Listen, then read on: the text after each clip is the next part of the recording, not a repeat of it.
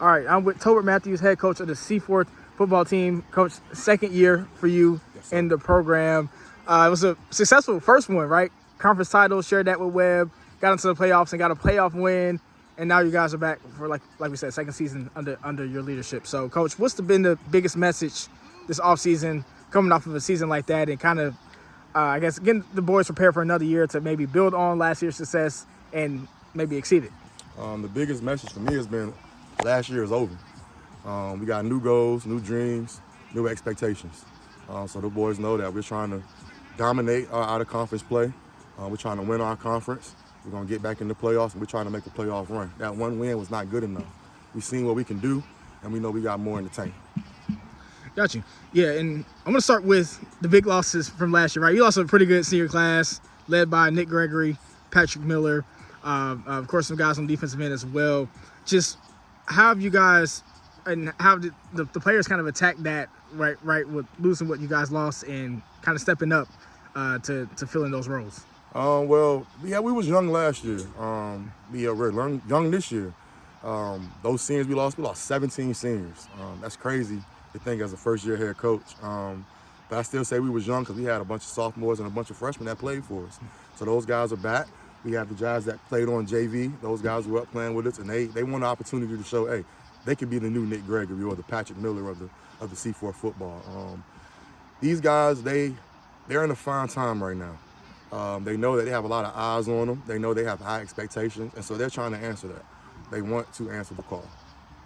Gotcha. And I know that's a little different for maybe some of these guys that's been here for a while, right? Because, for the first 3 years of Seaforth's history, it's been kind of a struggle to get over that hump, and now that they've got here and kind of feel like they may have arrived. I mean, how have the guys kind of kept themselves focused on that thing, like you said, hey, that last year doesn't matter? Well, we've been outside this summer, man. I mean, I'll backtrack. December, we probably had about 3 athletes that did winter sports. And then in the spring, we probably had about 10 to 15. But since December, we've been in the weight room. In January, we started our speed training, speed school. So we've been there since January. Then February, March, again, in the weight room, outside on the field. So those guys have been getting it all year round. They wanted to get better. Those guys were asking, Coach, can we have a workout? Coach, can we get this? We have our team shirt this year, and it's basically hunted versus hunters now. So those guys know they used to be hunted. They used to be the team that everybody wanted to put on the schedule. Everybody wanted to play. Once they knew Seaforth was on the schedule, it's an easy win. But now we're the hunters now. So it's kind of turned around. They know we're going to attack people. We're going to dominate. And we're no longer the prey. We're the hunters. Got you.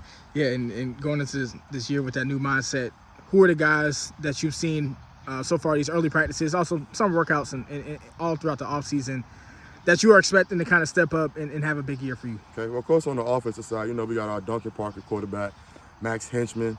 On our O-line, we got a couple of key guys that's still here, Owen Murray, Rio Ortega.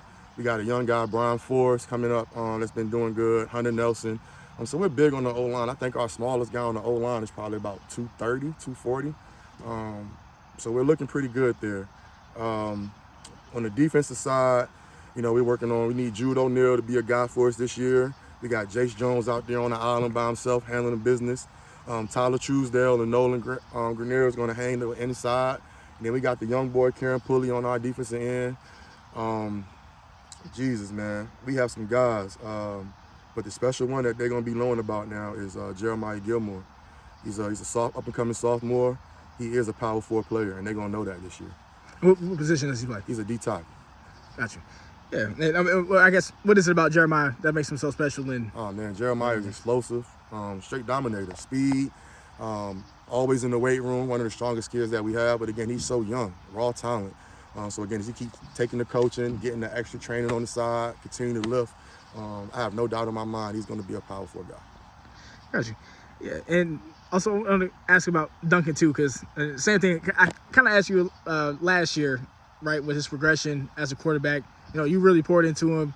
I'm sure new OC is really poured into him as well this offseason. What are the biggest improvements you've seen in Duncan and what he's been able to do at the quarterback position? Progressions. Kid always had an arm. Probably had an arm before he could even throw a ball. He had an arm, just letting it go. So he knows where to get with the ball now. Coach has been working with him day in and day night. Progression for him. You know, last year we was working on throwing the ball away. That was the biggest thing. We tried to get them, throw the ball away. Now it's understanding your progressions, understanding your reads, going through your lineup, scanning the field left to right where we need to go, finding the zones in that defense, finding where we have the numbers, and just making a play. He's honed in on that. That guy is going to be amazing. I said it last year, my first time here. He's one of the most underrated QBs in the state, and I stand on that today. They're going to see this guy in the first couple of games, and they're going to be coming for him. Gotcha. And I also saw out here today, you got 2 girls on the team this year. Talk about, adding them and what they brought to the team, and also just how were you able to add them on the roster? It's football, man. It's not the first time I had girls on my team. I did club football out at UNC, so I had girls playing on collegiate level. I had girls on the high school level before as well, so not the first time. I have Sarah and Alyssa, tough as nails. I believe Sarah's a wrestler, all-state wrestler at that. They've been out here since, I think, February, March, getting the workouts in with us, in the weight room with us. They're really a part of this team. They do everything we do. They play safety and corner for us.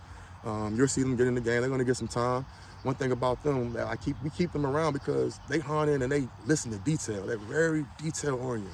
That's what we try to get these other guys to hone in on. Like, no matter what's going on, they're getting back in there. They get hurt, they're getting back in there. They got something going on, they get back in there. So they're tough. They're just like us. We don't cut corners. They know that. Only thing they don't do that we do is share the locker room. Other than that, they're part of this team the whole way. So we're looking forward to it. Unfortunately, this year, I know Channel went ahead and improved flag football. If they was out there, they'd be dominant. It'll be cakewalk for them, they say. So they want a challenge. Last year going out, so we honored that, and we're going to see how this thing go this year. Gotcha. And also a new thing I saw today as well, you got a kicker, place kicker for you, kicking some field goals. Things like that, something you didn't really have last year. How's that kind of changed the way you approach extra points, field goal situations and things this year? Man, it's like the saying goes, you build it, they will come. Last year, I was searching the school asking for kickers, asking for kickers, couldn't get anybody to come. They see the little success we have and people want to be a part. We actually had about 4 or 5 guys that wanted to come out and kick. Parker's very consistent. He's an athletic individual. I think the kid plays lacrosse, soccer, baseball. He's a dude. Just for us, he's just a kicker. That's all we're asking him to do. He kicked that thing easily 40 yards out, no question. So again, that changes the game for us on offense. Even though we're looking to put it in the box every time we get that ball, but we do know, hey, we get inside that 35-yard line, we can send them out there and knock that thing through. So, secret weapon. A lot of teams are not fortunate to have something like that, but we are, and we look forward to using them when we need to. But I don't see using them much often. Gotcha. And then something I ask other coaches all the time. Looking at your personnel this year, what you got coming back, what you got that's new. What's kind of the identity you want Seaforth football to be on the field, both offensively and defensively? That's a good question. And I'm going to ask you to re-ask that question the first game of the season. And I only say that because this year it's a lot on them. Like last year, it was a lot of dialing into them, telling them what football was, teaching them everything they needed to know, like literally teaching them how to tie a shoestring on their cleats. We did everything from that jump. This year is more so stepping back and letting them kind of run their team, run their unit.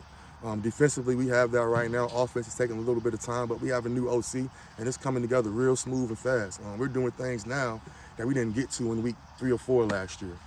So real honored to have those guys on the staff, my OC, my DC, all of my coaches, man. Got a great staff, got about 12 guys. But I asked you to ask me that the first game of the season because that's a question that I need my guys to answer. They know my expectations. They know where I expect us to be at the end of the season. So I'm going to ask them that question and leave it up to them. And when you come back for me, I'll have an answer for you. All right, Coach. Well, we can end it there. That's all I got for you. I appreciate you, man. All right. Let's see.